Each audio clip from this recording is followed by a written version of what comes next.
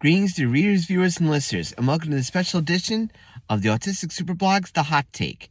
This one's going to be a little bit different than usually because I haven't been doing a mobile version of The Hot Take in quite a while, so I just want to make sure I did it here, just so I had some time to really relax, to really think about what I wanted to talk about.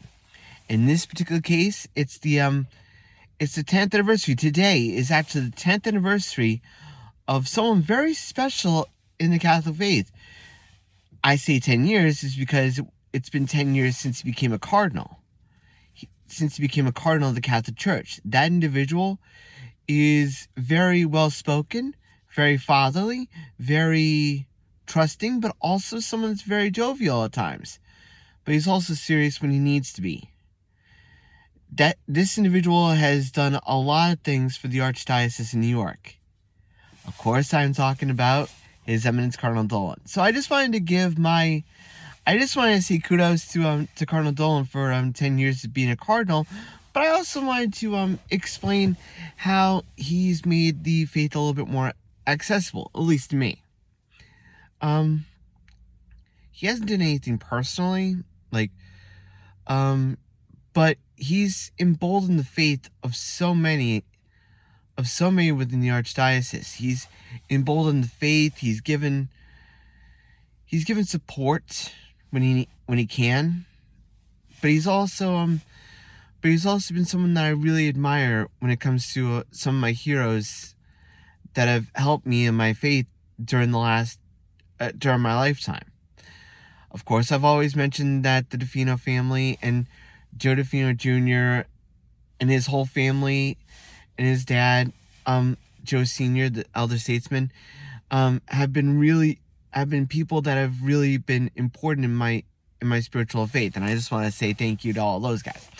But I also wanted to highlight not only His Holiness St. John Paul II, but I also wanted to highlight Cardinal Dolan as well, because he's someone that has really changed the game to be a Catholic. He's really changed what it's like to be a Catholic. Most people, at least to me, I always felt like a cardinal was always behind the scenes. I always felt that the cardinal was always behind the scenes, that he didn't do much. That was because I was dealing in I was growing up in the childhood of I was growing up in the popehood of Pope St. John Paul II. That being said, I mean, we never got to see the influence of the cardinals being exercised and being more on display than when Pope St. John Paul II passed away, and then the conclave happened that elected Pope Benedict XVI, Pope Emeritus Benedict XVI, and now later Pope Francis. So, Cardinal Dolan has really made the faith in the working, faith in motion. He's always put that faith in motion, but he's always put it on for full display. He's done several things. He's done several installations, like Bishop Mike Fisher in Buffalo, Bishop Edward Scharfenberger in Albany, and he did an installation for the Bishop Lucia in Syracuse.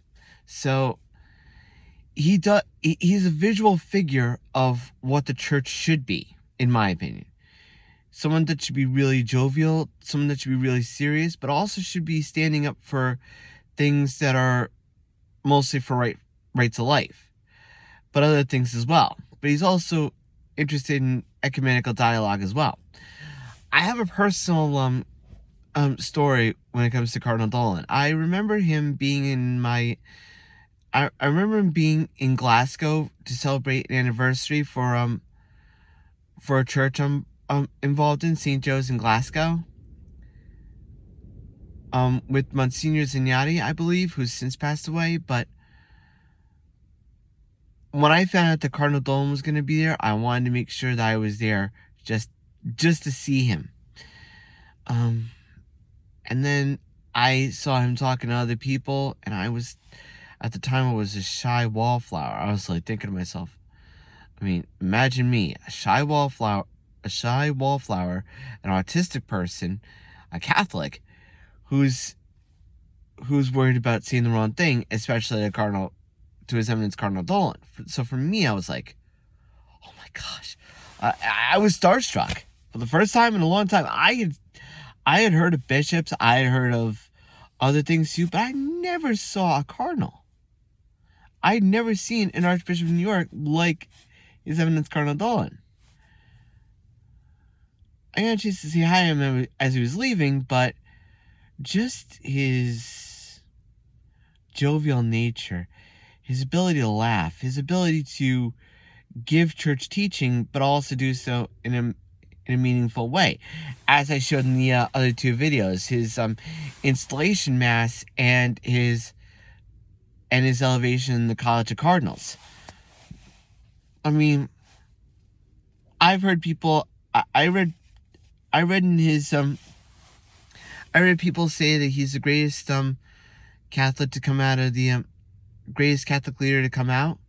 I'll say that outside of Pope Francis, and outside of Pope St. John Paul II, and outside of all the other popes, he's the one.